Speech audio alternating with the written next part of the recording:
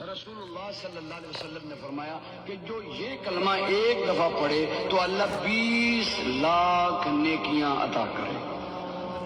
کتنی نیکیاں بھی؟ 20 لاکھ نیکیاں.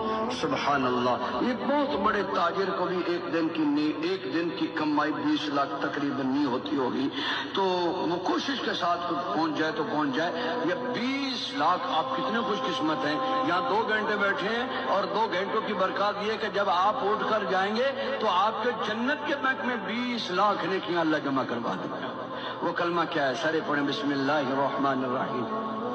لا الہ الا اللہ وحدہ لا شریک لہ احدا صمدا لم یلد ولم یولد ولم یکن لہ کفوا احد.